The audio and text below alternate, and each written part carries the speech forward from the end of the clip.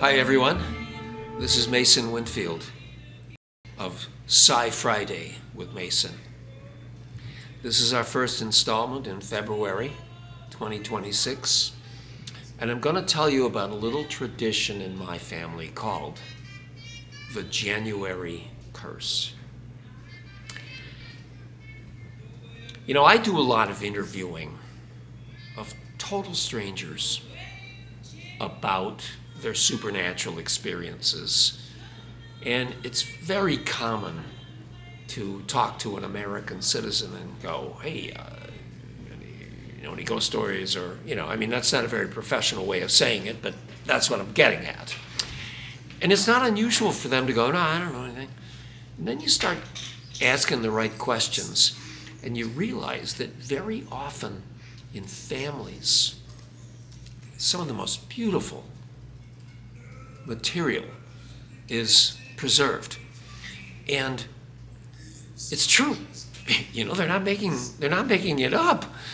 And yet it doesn't register with them as something psychic, supernatural, whatever.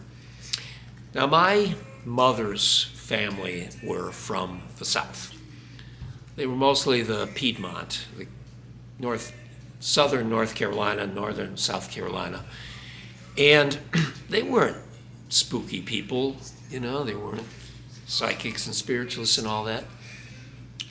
But they always had the tradition. My mother warned me about this when I was a little boy. She goes, watch the month of January. There's just the January curse in her family. And my mother was one of two children. It's not a big family. And yet, she was warned as a little girl, watch the month of January, and all four of them, her dad, her mother, my mother, her sister, they all checked out in January. My grandfather, William Gray Ward, he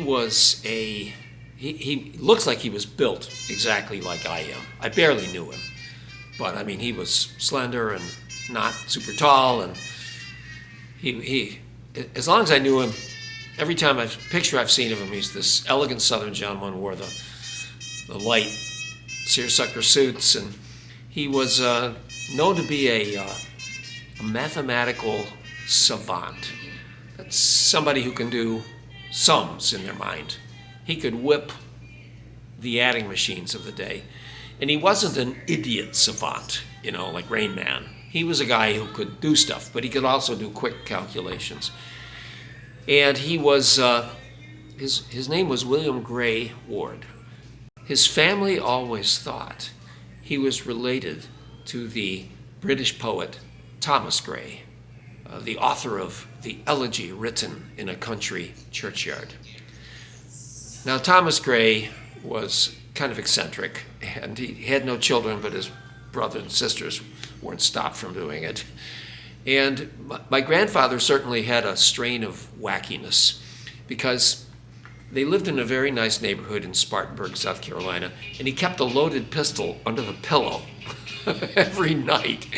I don't know whether they're worried about revenuers or the Yankees coming back or Sherman's revenge or whatever, but one night the fool pistol went off and fired a bullet right through the bedroom floor, through the kitchen, into a basement bathroom, and shattered a sink. And I don't know if that was the end or not, but whatever.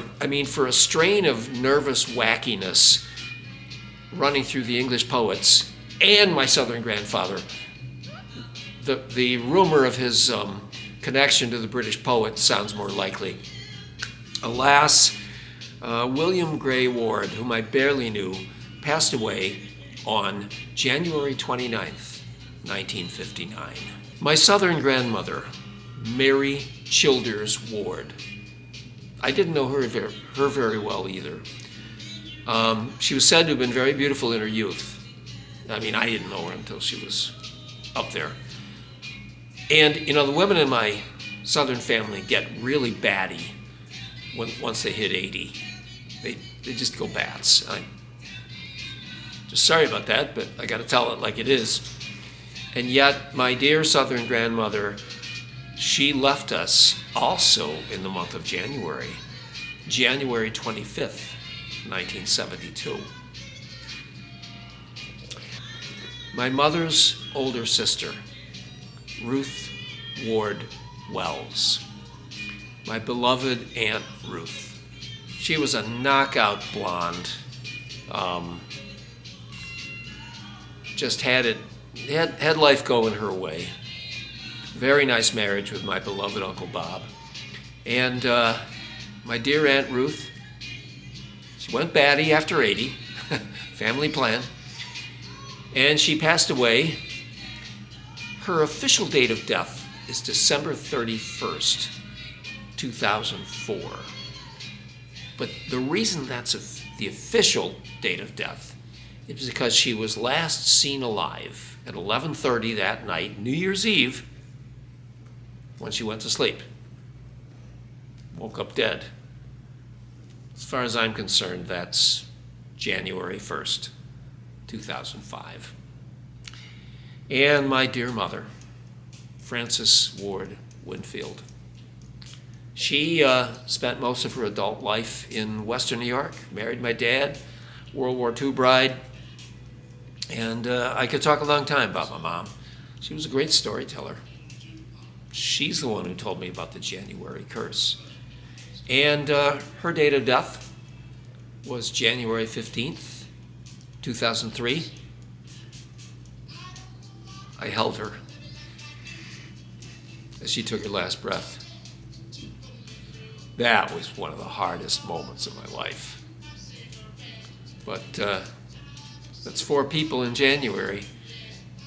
That's and the fact that the legend of the curse was told to them, the children, my mother and her sister, when they were little, everybody was still alive then. Nobody knew they were all going to go in January, and they all did. And I'm not very good with genealogy. Maybe someday I'll recruit a genealogist to try to figure out where did this legend come from. Because the people I've been able to look up, besides these 4 in my Southern family, I haven't found any other January deaths. But they were a big clan. And their wards and their childers and their whatever. So maybe next year at this time, if I make it, next year at this time, maybe I'll have this researched a little bit better, and I will be able to narrow down the January curse.